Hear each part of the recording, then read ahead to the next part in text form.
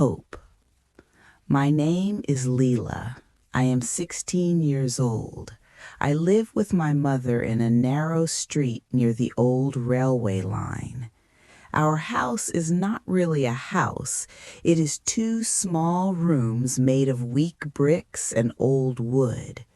When the wind blows hard, the walls make soft crying sounds. When it rains, water comes through the roof and falls into buckets we keep on the floor. Still, this is our home, and we try to keep it clean and warm. My father left us when I was very young. I do not know where he is now. I only remember his voice, deep and soft, singing to me when I was sick. Mother does not like to talk about him. When I ask, she just smiles and says, "It is only you and me now, Leela, and that is enough." My mother works every day. She wakes up before the sun rises and comes home when the sky is dark again. She cleans offices, washes dishes in restaurants, and sometimes helps people in big houses. Her hands are always rough, and her back often hurts, but she never complains. Even when there is little food, she gives me the bigger part. She says children must eat well so they can dream big dreams. I go to school every day. I like school very much. I like books, words, and stories. When I read, I forget that my shoes are old and my bag has holes. I forget that sometimes we sleep without dinner. I believe education is my way out of this hard life. We have one big problem in our lives. The man who owns the house.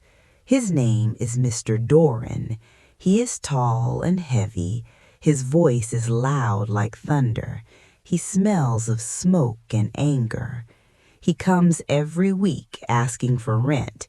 If we are late, even for one day, he shouts and kicks the door. My mother always tells me, "Stay quiet, don't look at him. Bad men grow stronger when you look at them."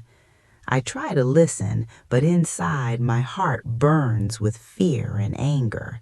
I hate the way he looks at my mother. His eyes are cold and dirty. Once, when he came late at night, I stood in front of my mother without thinking. He laughed and said, "You are brave, little girl." That laugh still lives in my nightmares. One hot afternoon, everything changed. I came back from school earlier than usual because our teacher was sick. As I walked closer to our house, I felt something wrong in the air. The door was closed, but I heard shouting inside. I heard my mother's voice, shaking and scared.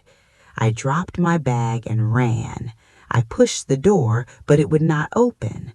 I heard Mr. Doran shouting about money. I heard my mother crying and asking him to leave. My heart started beating so fast it hurt.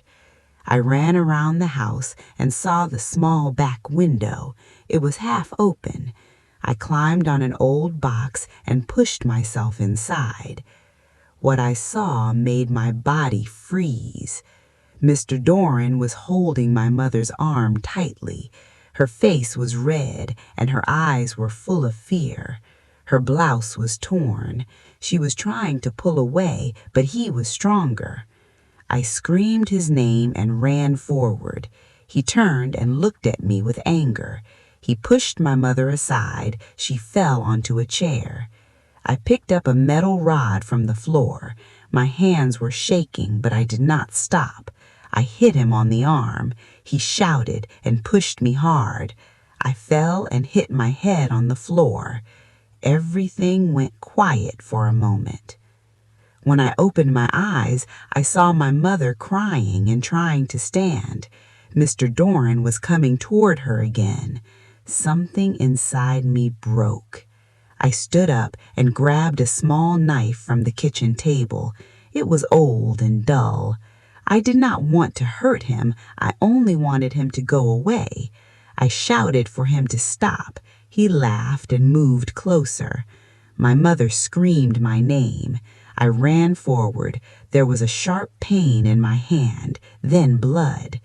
Mr. Doran screamed and fell back. Blood was coming from his side. I dropped the knife and began to cry.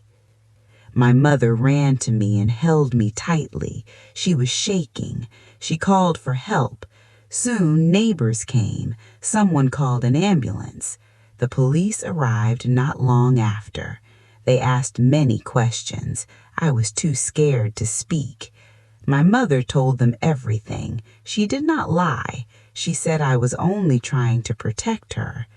They took us to the police station. I thought my life was over. I thought they would put me in jail. I did not sleep that night. I kept seeing blood when I closed my eyes. The next day, a woman came to see us. She was a lawyer. She spoke gently. She said Mr. Doran was alive. He was hurt but would recover. She said the law understood that I was protecting my mother.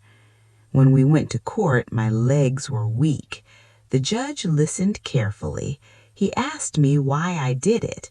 I told him the truth. I said I was afraid of losing my mother. The judge looked at me for a long time. Then he said I was young and brave, but must learn better ways to protect myself. He said we were free to go. But freedom did not mean safety. We had to leave our house. We had nowhere to go. For a few nights we slept in a small church room. People there were kind. They gave us blankets and food. I still went to school. My teachers noticed I was quieter, but they did not ask questions. My mother found work in a laundry place. The pay was small, but it was honest work. One day, a woman came to the church looking for us. She worked for a charity group. She said she read about our story. People wanted to help. They gave us food, clothes, and finally a small, clean house far from our old street. It had strong walls and a roof that did not leak. When we moved in, my mother cried with happiness.